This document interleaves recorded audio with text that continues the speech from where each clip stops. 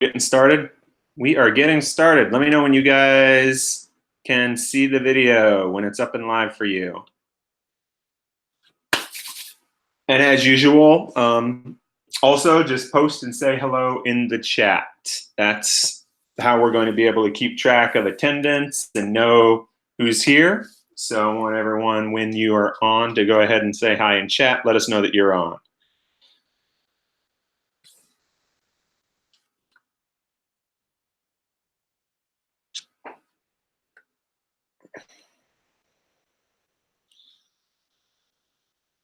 I'm going to give it a couple minutes before I get going.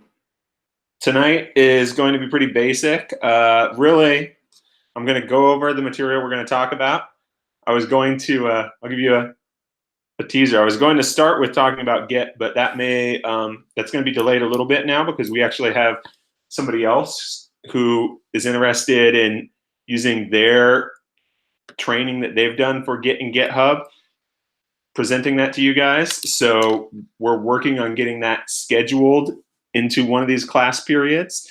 And when we get that on, I'll let you guys know. I really want to encourage people to be there. That'll probably be a Saturday or a Thursday so that we do it in person. But far be it from me to let somebody else do the work that I was going to do, right? I mean, we've discussed how I'm appropriately lazy as a programmer. So happy to have him do that. That, however, did make me pivot a little bit on what I'm presenting tonight.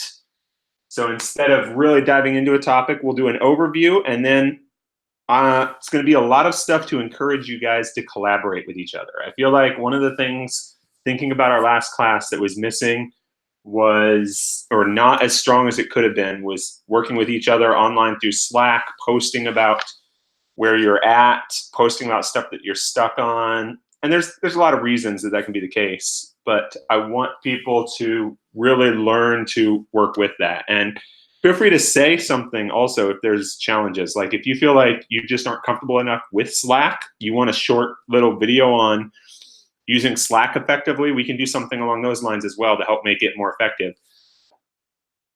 But that's a lot of what I'm going to be emphasizing tonight. And so that's also the other reason that I encourage people to be online during class, because the first part of this will be the video, but then I'm going to have some stuff that I want people to really be working on and contributing to during this scheduled time window, so that we can just be bouncing stuff back and forth off of each other and learning how to sort of work with each other in that Slack environment a little more effectively.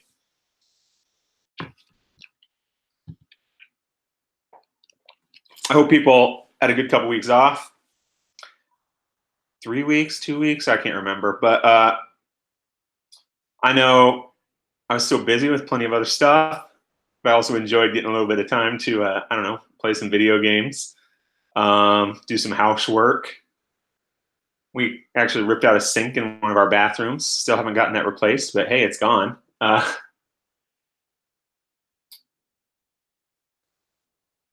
right, I see a question. Where's class being held this Thursday? It's going to be at the same place that we had it before. We're going to be having it at the American Underground Tobacco Campus still. That's where it's going to be. They're still working to fit up the new class space. Plus, we wanted to make sure that anybody who expected that it was going to be there, since that's what the original discussion was about, and that's the original plan, was going to be comfortable and not feel like they were inconvenienced by us changing the location.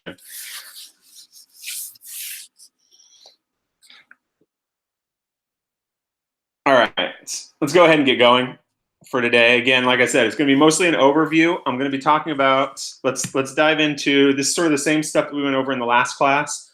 I think maybe we have potentially one new person, so I wanted to at least go over the basics of it. That is, our schedule is going to be the same as what we had before. We're going to be doing Tuesdays remote, Thursdays on site, and Saturdays on site. Tuesdays and Thursdays are at the same time, and Saturdays are 10 to 12 in the morning.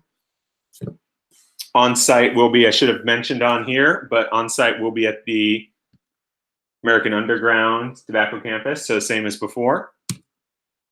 Tools, we're going to continue using the same tools that we used before. we're going to definitely, I will definitely encourage you, if you weren't using Cloud9 for any of your work, which you may not have needed to be doing, make sure that you're ready to go with Cloud9. Because a lot of the stuff that we're going to be doing this time around, we're going to be pushing directly into a tool called GitHub once we get up and running with that. And it's going to be probably easier if you're working in the Cloud9 environment. If you want to work locally, you want to work on your laptop or your system and install your own development environment, your own editor, install Git locally, you can do that. Just know that if you try and do that, it run into problems. I don't know if we'll have enough bandwidth to help work through all of those problems. Cloud9, at least, the problems are consistent, pretty much the same for everyone who encounters them. So if we need to solve a problem, we're probably solving it for everybody on that system. So I really encourage you to be using Cloud9. And also, if you want to get a jump start, you can start learning a little bit about Git or GitHub. We'll cover that in a minute. And then I might be touching on the REPL IT site some more. I want to, even though this isn't going to be a class particularly focused on JavaScript, at least at first, we're going to be talking about a lot of other technologies. I don't want to lose the momentum that people have gotten learning how to code. So if you're still working through the existing stuff that's out there on REPL IT, the homework or the assignment set that I created, or that larger assignment set of JavaScript basics, which I really, really encourage you to continue working through those, keep at that. I know that some people have hit me up for feedback. I've been a little spotty on that. Slack on my phone is just so quirky, so I don't always get the notifications. I don't know why, but definitely keep working on that. And I plan on creating some more complex JavaScript coding problems, and I'm probably going to try and put those in a REPL IT assignment set so that it's easier for me to test those. We'll see. It depends on how complex they are and how easy it is for me to test them in REPL IT. But I plan on doing that so that you guys can keep building that momentum and learning how to build some of these more complex JavaScript solutions as well. So let's talk about more generally what the topics are for this course. This is really, I've been bouncing around the term. I've thought about like JavaScript intermediate. I've thought about other stuff. I'm thinking front-end basics might be the most clear term for what we're really going to be covering. And so that includes some things that maybe some of you are already very comfortable with, but I'm sure other people are definitely not very familiar with or comfortable with. And hopefully we can, again, help each other out as we're building on this stuff. So one of the first things I want to make sure that we get covered is Git and GitHub. GitHub isn't essential, but it's just probably the most common hosting. Git is by far, I would say, one of the most common tools that you'll encounter in any software development team. It's really taken over as the source control tool of choice. And don't worry if you don't understand what I mean when I say source control or version control. We'll get into that in one of our later classes. But really getting comfortable with working with Git and understanding basic workflows of it is, in my mind, pretty much essential to being a developer today. And there's a lot of tools, again, that you can use to work with it. I plan on probably presenting stuff mostly from the command line because it's hard to present, again, a variety of different tools that maybe use different terminology or have stuff in different places, whereas using their command line tool is consistent and common across all different environments.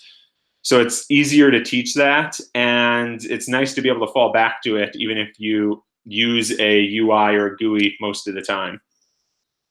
And personally, I alternate between using different integrated ways of working with Git and using the command line. It depends on what I'm trying to solve. Then we're going to cover some front-end development topics. These are to make sure that we all have at least a basic footing in some of these concepts. And we're not going to go into as much detail with these as we did with, say, JavaScript, as we have with our programming concepts. That's not to discount how complex these are or how much you can do. HTML, which I have up here right now, is a very powerful tool. There's a lot that you can do with HTML. But we're going to focus on teaching you the basics of it and then allowing you to continue to grow your knowledge of it bit by bit as you work on stuff. HTML, I find, isn't that bad. Some of you may have already had experience with it or familiarity with it. We're also going to cover CSS, and this, again, we'll get into more details when we get into the actual class. This is cascading style sheets. This is how you change the style and layout and size and color and every other characteristic of a web page. It really is the design aspect of it. If you want to think of HTML as just the way of marking your text, the way of saying this is a block of text, this is a paragraph, this is a footer, then CSS is how you say, oh, and a footer is 10 pixels, and I want this footer to be at the very bottom of the page, and I want it to blink when the user scrolls, etc. CSS is where you get all of those fun aspects of web design from. So if you really have a sort of design mindset, you love playing with colors, you love tweaking things, you really care about what font is used, and you just absolutely despise Comic Sans because it's, you know, a horrible font by some people. Should have done this whole presentation and it's just to mess with them. But that CSS is going to be something that you'll probably really enjoy. CSS compared to HTML is, in my mind, much more complicated. So we'll probably spend more time digging into CSS and talking about it than we do HTML. That's, again, we're just going to touch the surface of CSS, though, because there's so much that it can do, and it's evolving all the time, adding more and more stuff. Next, and this one is really part of the reason that we even have this sort of intermediate thing before jumping into the building something out using some sort of front-end thing, is we'll talk about how websites and web servers work. And that, I may actually front-load that. Maybe I'll push that to Thursday so that we're discussing that in a little more detail, but I want to get people hands-on too, so I don't want to spend too much time just covering these sorts of concepts. But we found that a lot of people don't really understand just these sort of how the infrastructure of the web works. And that's fine. I mean, that's sort of a testament in my mind to how good of a job we did building it out, that can all be abstracted away and hidden from people. But it does make a big difference when you're actually building stuff for the web. Being able to understand how all of that works is critical to understanding where your code's running, what sort of problems you're dealing with, what you can and can't do in different contexts and situations. So this one is critical. It's less going to be hands-on, probably more lecture-y than the other stuff. I don't know of any particularly great hands-on stuff for it, but I've got my mind open for any that I can think of. Then we're going to cover some topics that are more JavaScript specific. That includes Node.js, and you guys have used Node a little bit to fire up and run your JavaScript, but we haven't really talked about what Node.js is. We'll get into that a little bit. Not going to dive deep into it, but we'll be touching on it. More important, we'll be talking about this portion of sort of the Node ecosystem, which is NPM and NPM packages. And you've heard me discuss before how even at the start of this class, the joke of a good programmer is a lazy programmer. Well, NPM and NPM packages are one of the most useful ways for a JavaScript programmer to be lazy, because there are literally hundreds of thousands of packages out there of existing JavaScript code that you can pull down and use in whatever application or website that you're building, so that you don't have to rewrite that code and you can leverage somebody else's code that they've already written. And that goes from tiny, tiny little functions that you might use to one of the running joke ones is known as left pad, which just adds space to the left side of a string, to huge libraries that can do everything for you, like Ember or, I mean, React, some people might think of that way, although it's pretty small compared to some of the other ones. So this is really going to be something that we'll touch on. We're going to be using very, very heavily after we introduce them, and we're going to be using very heavily in the React course as well. But it's impossible to even begin to get into everything that's available out there for us to use. Then we're also going to be discussing some newer JavaScript syntax. So make sure, again, that you're keeping up with JavaScript, that if you're studying these concepts, that you're refreshing yourself on how this works, because I'm going to be introducing some of the newer syntax. It doesn't mean that this is new. Some of it's new functionality, but for the most part, it's just new ways of accomplishing old things, the same sorts of things. But this has become, we need to introduce it because when we get into React, when we get into this real front-end web development using JavaScript, pretty much all of those libraries are using a lot of this newer syntax, and you need to be comfortable working in that syntax and being able to understand what that means in the new syntax and what it means in the old syntax. And then hopefully we've got some time in class as well to cover some important just general software development concepts. That includes stuff like test-driven development. And we can do this conceptually before we even do it in code. We'll definitely be doing it when we're building out stuff in React, but hopefully we've got a chance to cover it in this class. And this is the idea at a top level of you should write tests that test your code before you write the code, or all of your code should have tests that are running against it to make sure that it does what you think it does. And if that sounds a little bit like what was happening when you wrote your assignments in REPL.it, you're right. That's pretty much what I did, is I went in there and I wrote these tests to say, here's what I expect the code to do. And then you guys were writing the code to get those tests to pass. The only difference here is you guys weren't writing the tests. When you're doing test-driven development, you're usually writing both the tests and the code that makes the test pass. So hopefully we'll be able to touch on that concept. I also hope to touch on just some general software development concepts in case, you know, there's people here who are really interested in this field, but maybe you're like, man, this programming as a whole, it's not the exact thing for me, or you just want to understand what it's going to be like working on a team when you get into larger stuff. So we'll probably talk about agile development. That will just be covered at a high level. Things like daily stand-up and sprints and how software development is done today.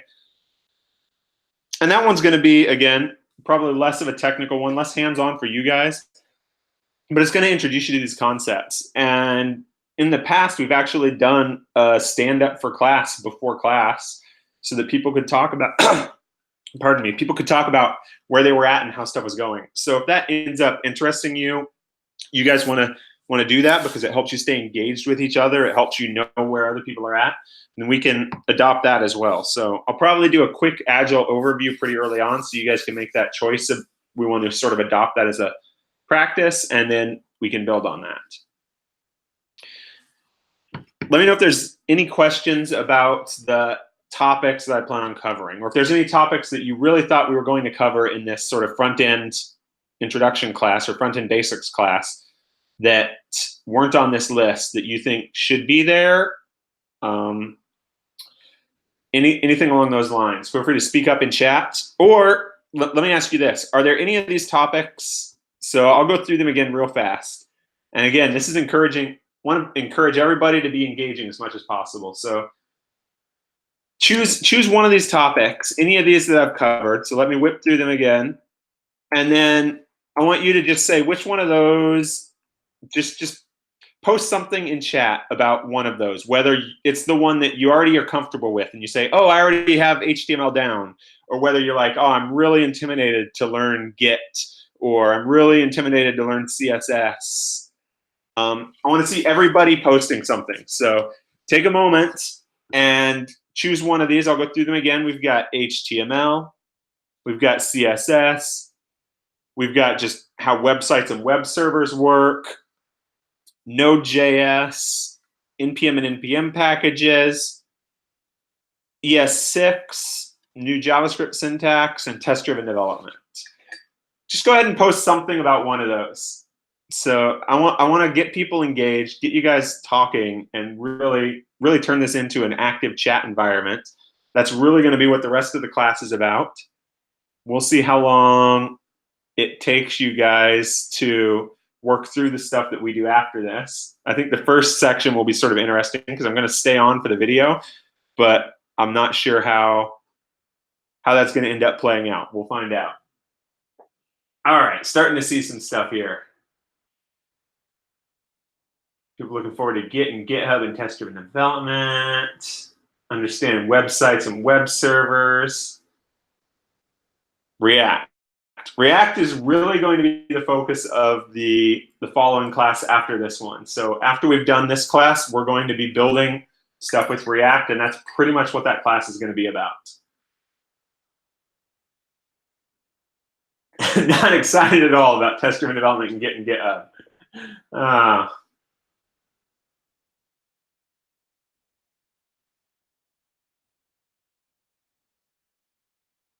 All right, I'll answer some questions while we're on this too. Somebody asked the question, huh?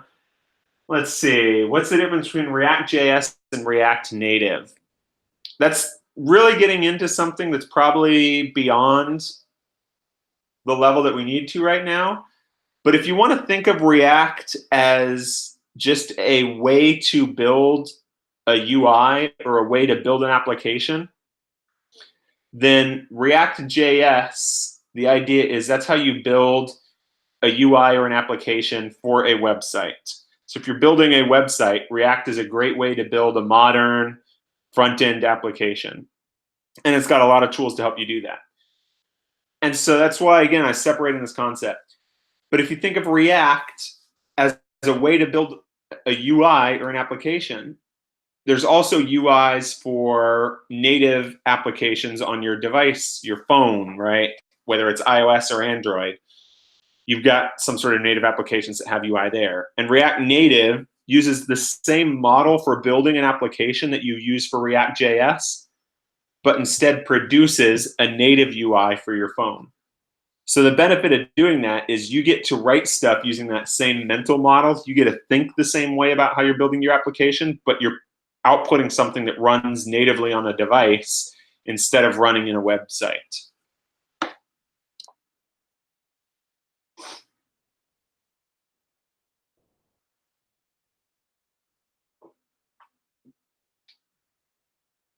Ooh, pulling information from a database into a website. That's a good one. Yeah, we might talk a little bit about a database in here. We're not going to get as deep into it, but when we talk about websites, how websites work, how web servers work, that's what I was debating. I've got maybe one idea for sort of a hands-on activity to cover some of that, but we'll delve a little bit into databases and some of that. We probably won't get into the technical details of how you actually get stuff out of a database into a website, though. Very good question. I would definitely say our Ruby course is going to be more focused on that because that's really part of what it builds out. The front-end course is going to be focused for any data that we actually end up getting. We're going to be talking through what's known as an API. So I might even add that on my list here.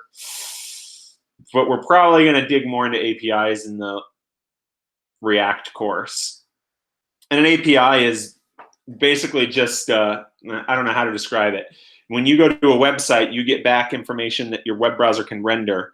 When you go to an API is usually just a web address, just like a website, but instead of getting back something pretty for your browser to render, you get back data that's formatted that you can then use in your program.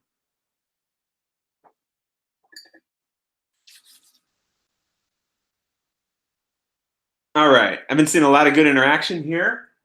This is what I want to see.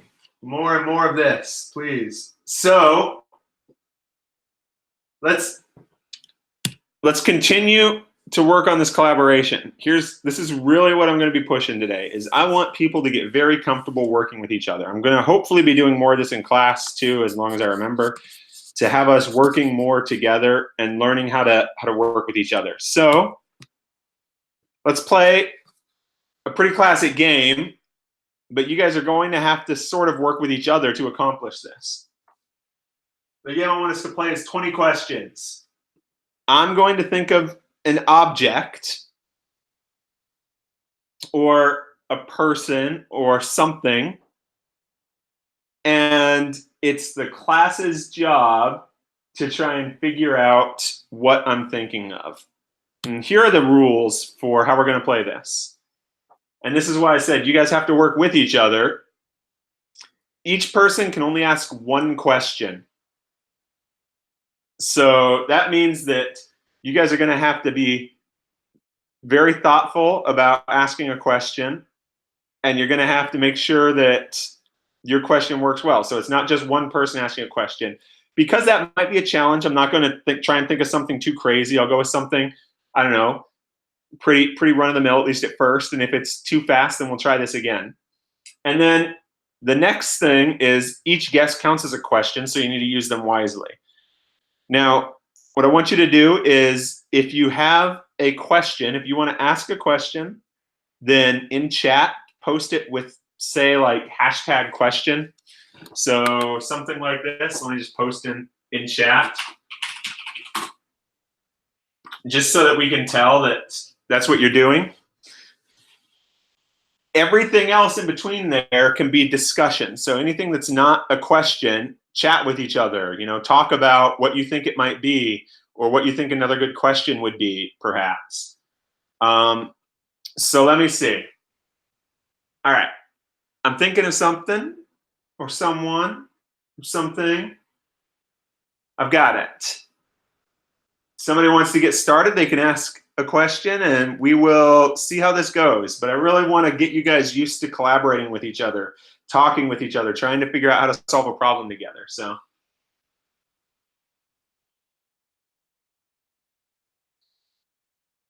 this will probably be the worst portion of a video ever, which is large sections of quiet.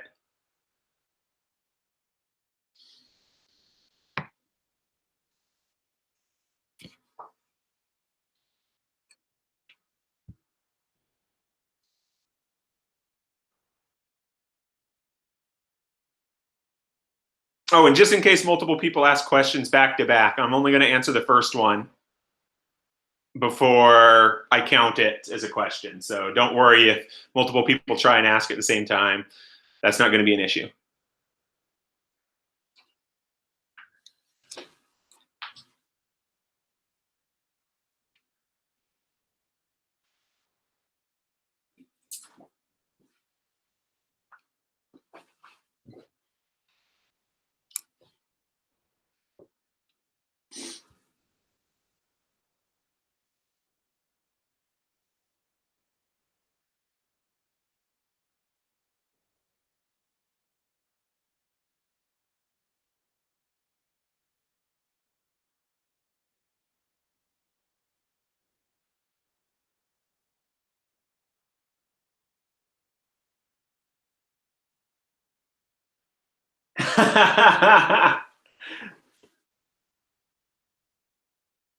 See, this is actually part of what I've noticed is one of the challenges in this class. This is why it's sort of interesting. Ooh, you need to do the hashtag question, but I'll answer that. I'll answer them in chat too.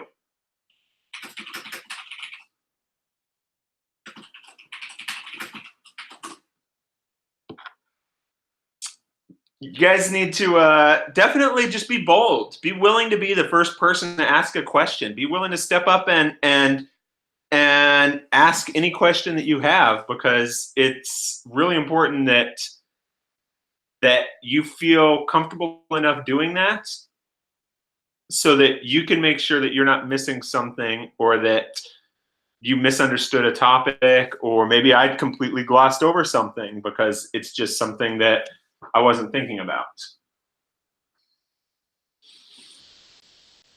So people definitely need to learn to sort of be bold and just speak up so that you can, I guess, you know, get answers to the questions that you have. Oh, that's a good question. Let's see. And let me do the first one. Let's see. It's a thing coding related. All right.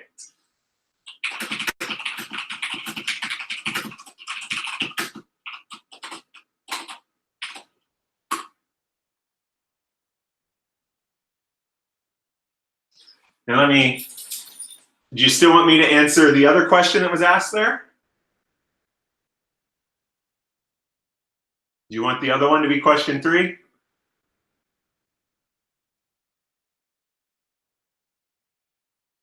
All right.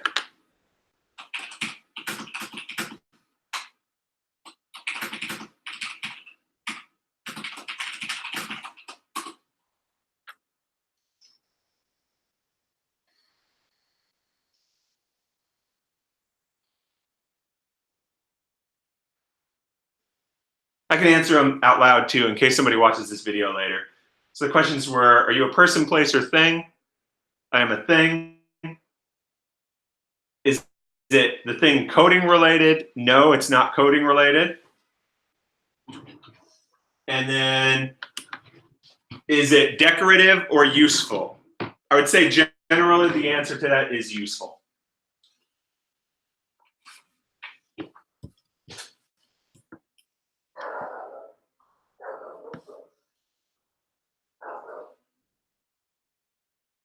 Ooh, okay. Is the thing located in the environment outside or inside a building, for instance? I'll say usually outside. It's usually located outside.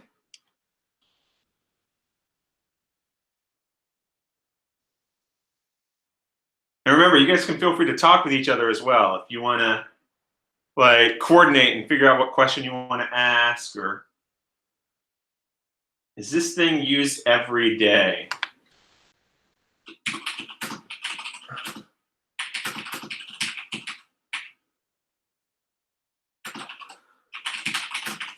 Some people use it every day. Not everybody. It depends on who they are.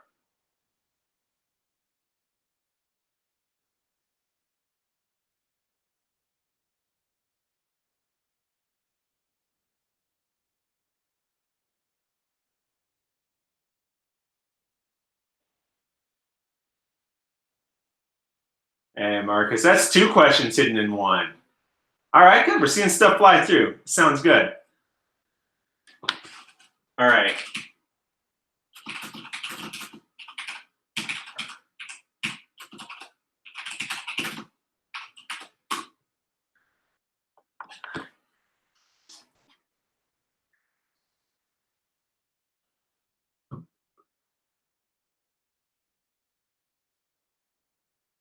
All right. Carletta, you still want me to answer your question? I'm looking for the next one that I may have missed. I think that's it.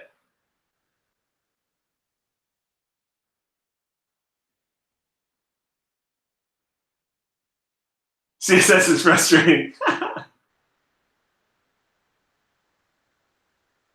let me look at it again. I need to confirm what it was. Let's see.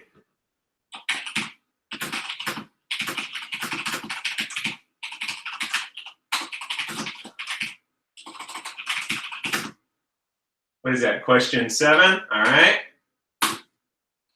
Oh, there we go. It's a big one. Yes, this is used for transportation.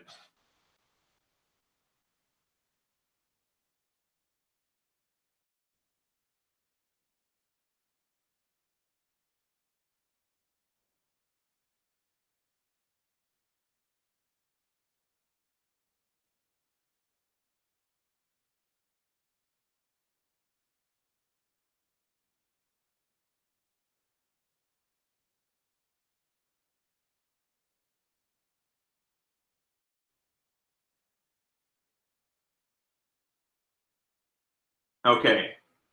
Is the object powered by fuel or electricity?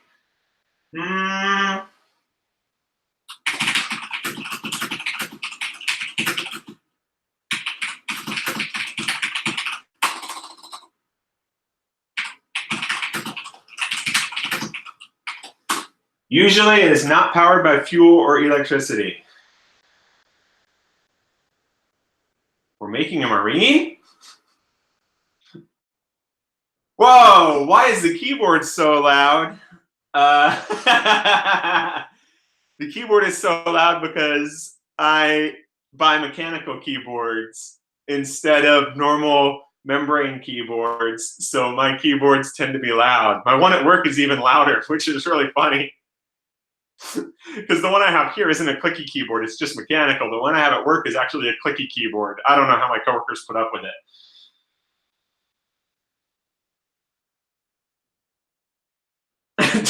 Turn it off. I can't turn it off. It's mechanical.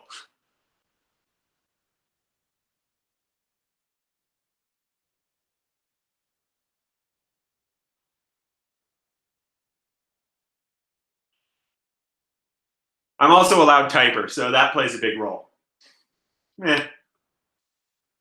Even on a regular keyboard, I'm usually the loudest typer in the room.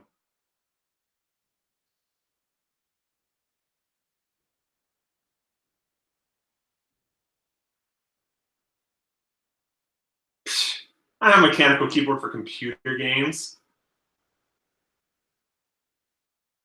Ooh, is it a skateboard?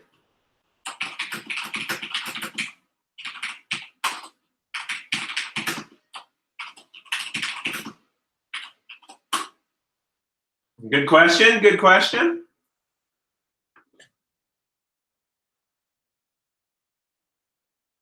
Spill soda, that should soften up the keyboard.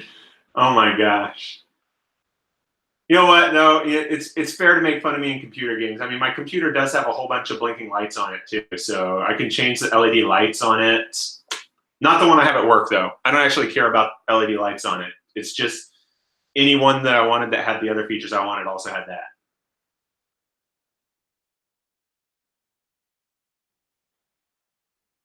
How much does the object weigh? Man, Axel, you're asking a lot here. We need to get some other people. All right, let's see.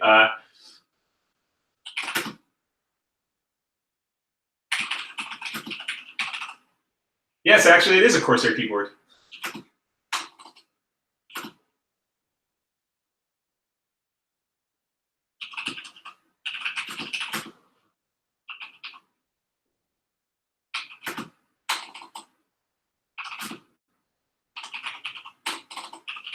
Now I'm typing softer so that people don't make fun of me. Actually, I think that might be exactly the keyboard I have. I think it's the Corsair Mark II because I wanted the volume controls on it so I could roll the volume up and down. Look, you guessed my keyboard, but not the actual item yet. Good job.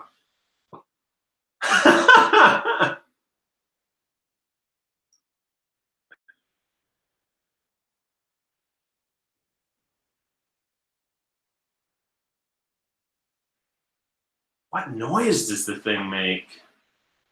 I don't.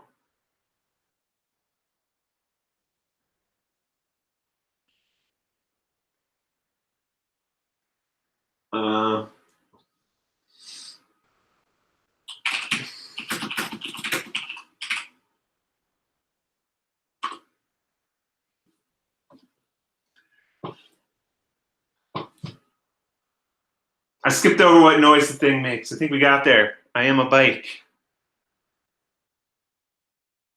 Look at all these mechanical keyboard people. Oh my goodness. You're all coming out of the woodwork. Somebody did say it earlier, but they didn't ask a question. What am I supposed to do when they don't hashtag it with question?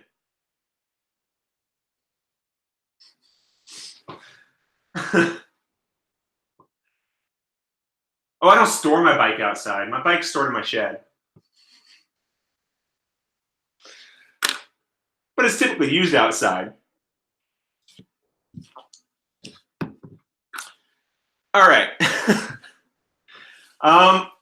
So, I mean, that's a little silly. And we could do another one that might be, maybe more challenging or something. But my goal there is I want to see that kind of interaction. I want to see that level of conversation going on much more frequently. I want to see people chatting with each other and replying and asking questions, even if they feel like that one was already asked or they missed it and it was asked before and it got skipped. That sort of interaction, I think, is going to help a lot as we're delving into all these other topics, especially because people are going to have different skill sets with them, as you've already seen. Some people are already comfortable with HTML and CSS. Some people know nothing about it. Some people are really concerned about Git. And so being able to ask those questions like, man, I don't understand how this works, or I've got this problem that I'm encountering. Can anybody seen a similar issue? That's going to be critical to continuing to grow. And so that's what I'm going to continue building on now. Let me double check here. All right, so maybe we'll do another one in just a second. It's sort of the same thing. Might do another 20 questions here, but for now, what I want to see people do is based off of anything that you've learned in any programming class. Because I know some of you have taken other programming classes. Some of you have just taken the JavaScript class that we did.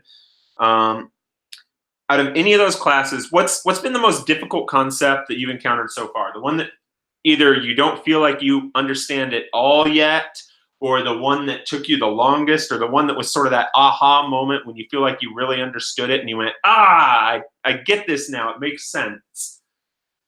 Threading, geez, sure, let's just go ahead and start off with something that I don't understand. Yeah, threading, whatever. That's a little bit of an exaggeration. I get threading, but threading is really, really hard. I would argue, in fact, and this is me just spouting off computer science stuff, that a lot of good computer scientists have a hard time with threading. So some of the best things out there in terms of dealing with multiple things have basically done away with threading because it's too hard to reason about effectively. So they do stuff in an entirely different way than using threads, because threads are complex. All right, functions. Yeah, functions. Functions are one of those critical aspects. So I get them being a challenge. I really do. Algorithms. Yeah, writing algorithms. That's something that we'll definitely be working on more. That's part of this aspect of building on things, is learning how to write algorithms and learning how to try and think through that stuff. Ooh, recursion. Yeah. When you get into real recursion, like I just touched on it in this class, but when you start getting into real deep recursion, that really messes with you. Maybe I'll do some small exercises around that stuff, but that's one of those. Recursion, I would say, is definitely one of those gotcha, those aha moments. It's like when you understand recursion, you go, aha! And then like a whole new world of programming is open to you. You can do stuff in a whole new way. File I/O, yeah. I was just talking about that with a coworker today. I was ranting about how, I swear, 9 out of 10 programming languages, I don't know why, but they make it so hard to just read a file from your computer.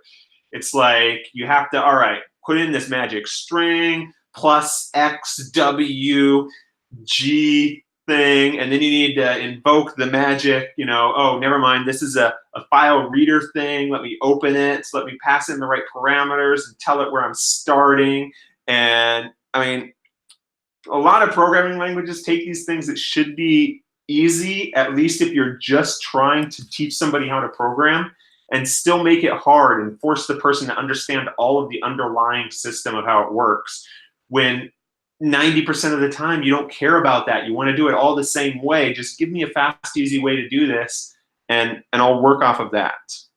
It just kills me that when we're trying to build stuff that people can use, we put these really difficult paths in, and then don't make them easier, probably just because nobody's thought about how much of a pain it is, because they get used to it. Converting integers to binary. Yeah, we really didn't talk about binary or any of that stuff here. It's not really something you use that often, I would say, but it is definitely a computer science concept. You probably encounter it in interviews. So if we ever do a series on, say, interview questions, that's probably a good time to introduce some of that stuff, because it's one of those gotchas that people love to ask.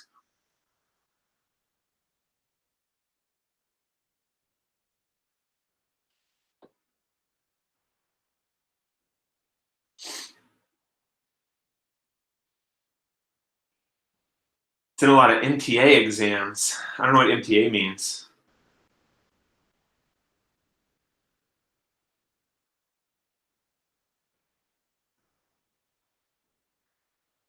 But it's definitely something you encounter.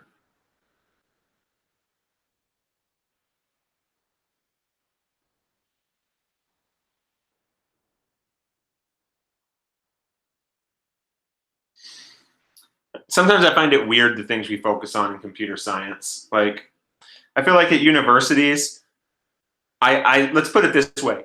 I never learned how to use source control in college from my university, from any classes I had, even though that's probably the thing that I do more with every day, that is just the most universal concept in the field. And that's because so many of them are focused on these academic, like, you're going to be a computer scientist and you're going to go study this stuff forever. Most people are trying to get a job. They're trying to go do something to help them out. And so, yeah, they They want to go do something practical. And here we put all these weird things in place. They're like arbitrary gates that are just there to say, oh, hey, you didn't pick up this completely arbitrary thing that you're never going to use in the real world in a computer science course. And so I'm not sure if you're the best fit. Yeah, but I was taught a whole bunch of practical skills that I actually am going to use every day. So let's talk about those instead. Is it possible to, thank you, I forgot about that. I appreciate asking that. I did mean to do that, and I'm going to write it down right now. I do want to spend some time preparing for the hackathon. Do you remember what weekend that is?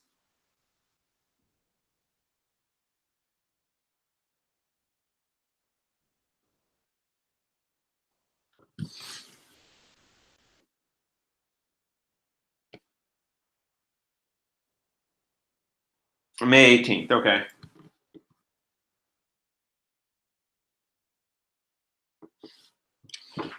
Yeah, we can even focus on that in terms of some of our stuff to try and get you guys some tools to help learn how to do things around that. So I think that's a great goal, is to try and have you guys be somewhat effective when you guys go to the hackathon, for those of you who are there. Let me dig up the live stream link real fast or if somebody else has it, they can do it. I can find it probably more easily than anyone though.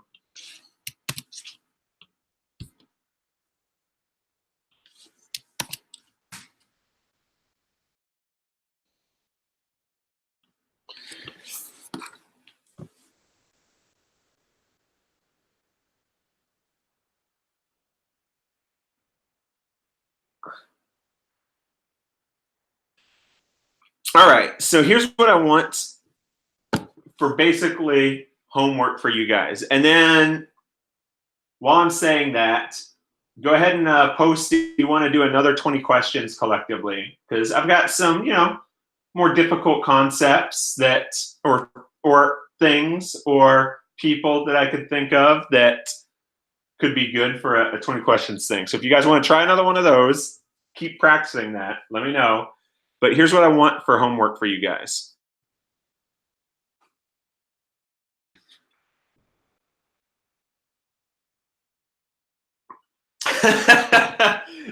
CS majors are supposed to build AI and incorporate complicated physics equations into simulation engines, but in reality, you're more likely to get a job if you can implement a shopping cart into a web page. You're more likely to use that skill at your job, but the interview is going to ask you if you can build AI into stuff, and then all you're going to be doing is building a shopping cart into a web page. Very disappointing. So here's what I want from everyone. I want to see, and there's two parts to this. What I want you to do for your homework for the next class is I want you to find, or if you already have one that you can think of, a website design that you like and what you like about it. So something that you like about some web design. Maybe it's a site that you use quite frequently. I don't know. It could be, let's go with some of the big guys. Like it could be Facebook. It could be something you like about YouTube. It could be something you like about Medium or any of the major web, Twitter. Or maybe it's something smaller. And if you don't have something, here are a couple options for you to go just look at different designs. There's a lot of different, like go search up best websites of different years or award-winning websites, for example, so that you can see examples of really, really cool websites, right? Or here's a couple good sites is Behance.net. This has a lot of just different creative designs, usually website type things, designs for sites. Or Dribbble.com is another one that has that's with 3 B's. That has just a whole bunch of different designs posted on it. If you want to use those instead of finding something that you're already familiar with. Websites win awards. They do win awards, yeah. Code the Dream, that's a good one. So what I want you to do for basically your homework on this is I want you to post, I want everyone to do at least 2 things regarding this. I want everyone to post some design, some website, or one of these designs from a design site that they like and what they like about it.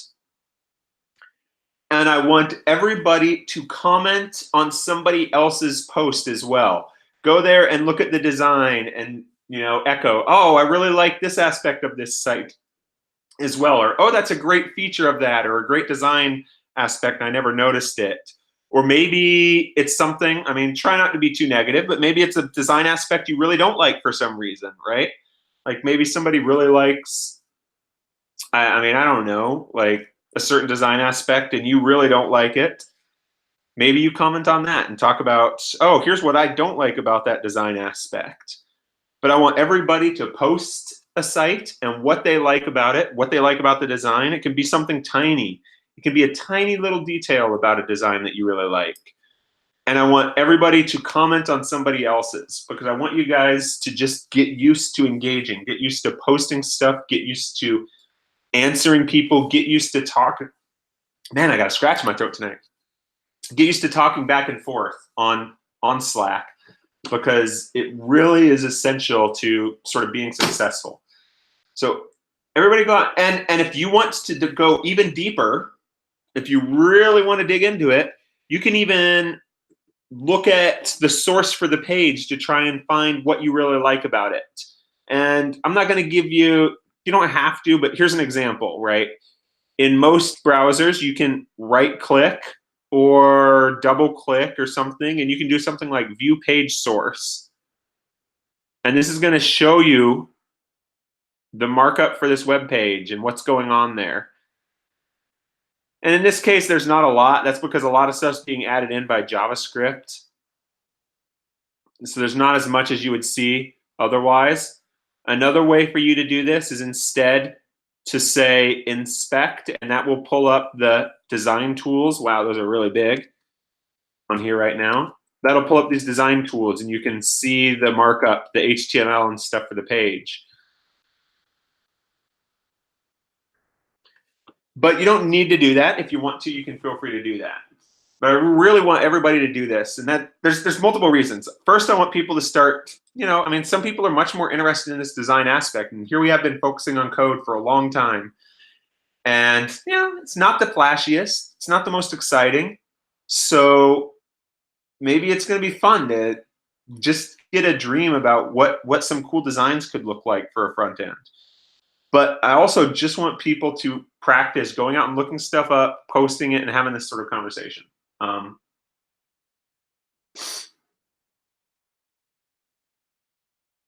Whoa, somebody post somebody else's site? What? So, all right. You guys want to, before we wrap up, you want to do one more 20 questions together?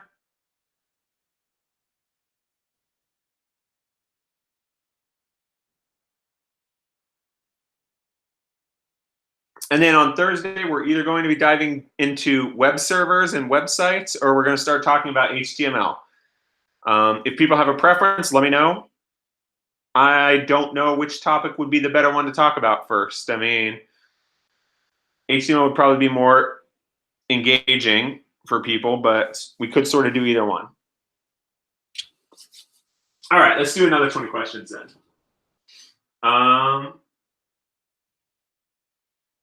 Let me think of something.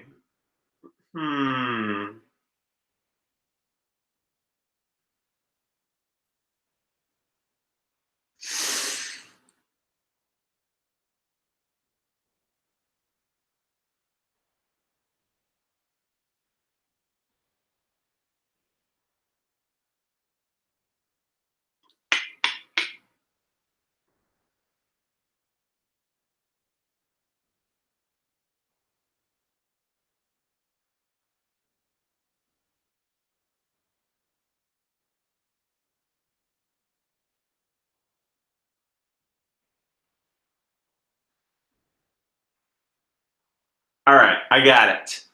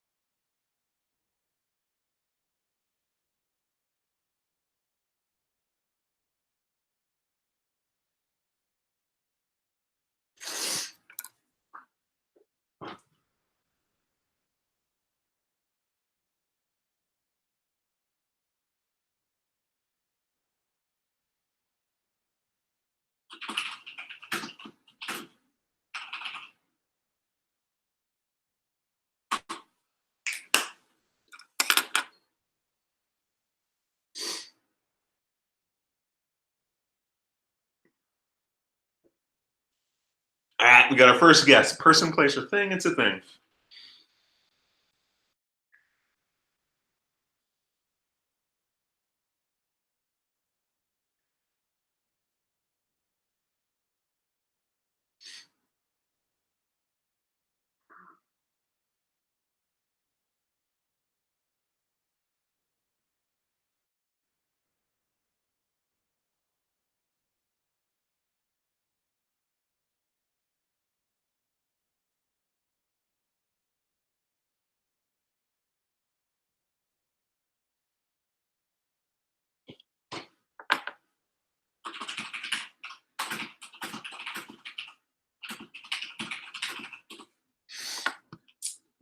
Question 2, where can we purchase this thing? You can't purchase it.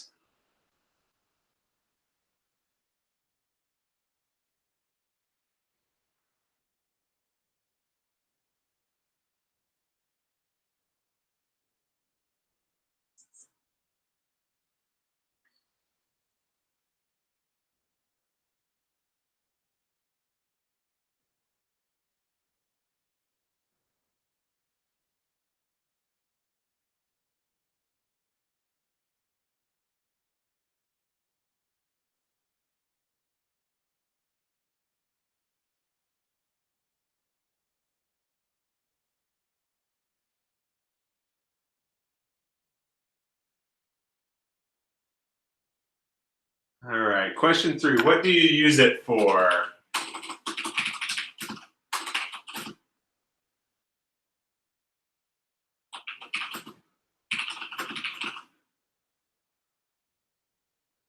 I mean, I guess the best I have. Answer 3 is you don't use it. Uh-oh, somebody's jumping the gun. Answer 4, no, it is not an emotion.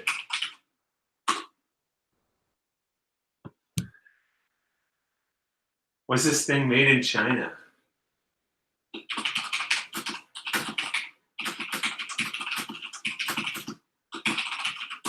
No, it was not made in China.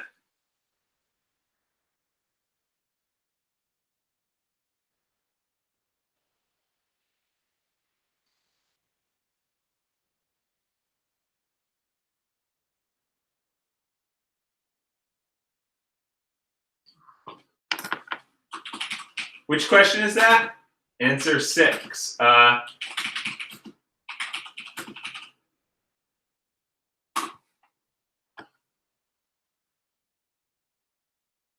Do people usually own one? Nobody owns one. Nobody owns one.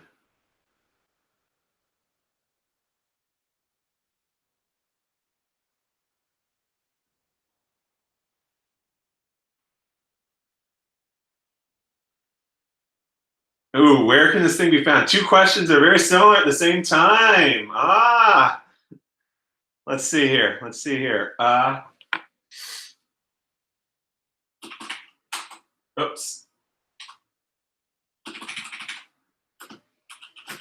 Huh.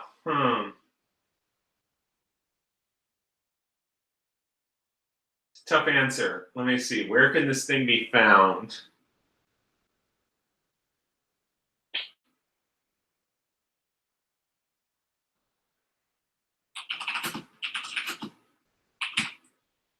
I don't know what a better answer is. Not near us. It's not near us.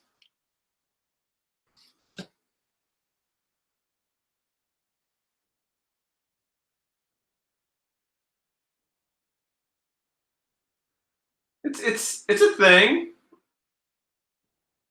Depends on your definition, I guess. Maybe. You're thinking of thing as like, is it found in space? Everything's found in space.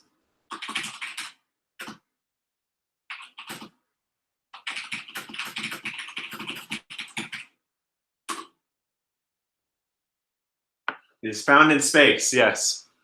But everything is. But no, it's found in space. In the way that you're asking.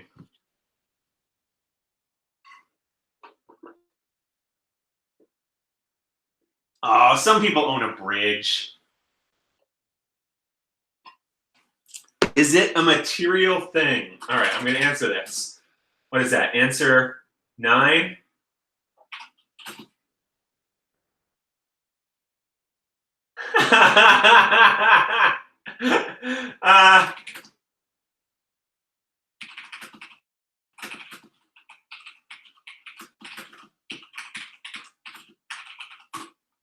Good job. Good job. Good job.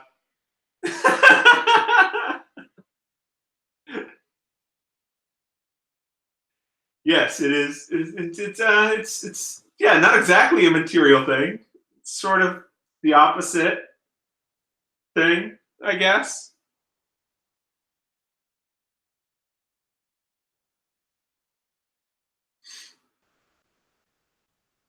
Well played. Well played.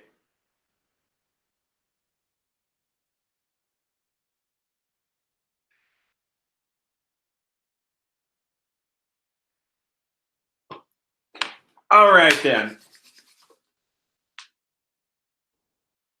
Go back to your. What was your question? Is it an inanimate object? No. Yes. Is a black hole inanimate? I don't know the answer to that.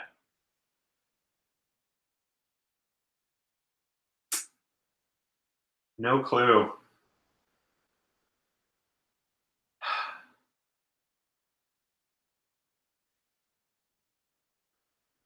I mean, I guess it's inanimate.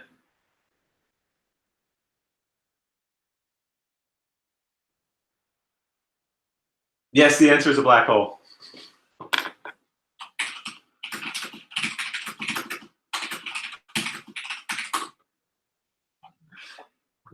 Yeah, you guys got it. All right. So again, your homework today. And also the other thing I want you to do is post where you're at in the REPL stuff. Just let me know if you guys are done or not. But I want everybody to go find some aspect of a website design that you like and post it in Slack before Thursday, preferably. You know, if you have the time tonight, look, I'm giving you back an hour almost of time that you have to go look around. Feel free to look around at multiple designs. There's a lot of great design sites out there that you can look into. There are a lot of great sites that just show off designs. Yes, there's multiple different awards. I think one of the big ones is like is it Webby Awards, which is awards for stuff. So you can go search up the Webby Award winners and see if there's anything that you thought was just really cool about some of those ones. And it doesn't have to be something super advanced. Maybe you love a site because it's very simple, very basic, very easy to use. You love it because the layout is straightforward. You love it because it's accessible. And a lot of sites don't have that. Whatever reason that you like about the design, post about that. And I want everyone to comment on one of them as well. So make sure that you're not just posting yours, but you're reading what other people are posting and commenting on it. Feel free to comment on more than one too, but make sure that you're commenting on at least one of them, okay? And then Thursday, when we're all together, we'll get started. Again, either HTML or web servers and websites, maybe both. We might touch on both of them. We'll see how it goes. But until then, I'll talk to you guys later. I'm glad that you're with me in this class and looking forward to just diving into a lot of these concepts together. All right, bye.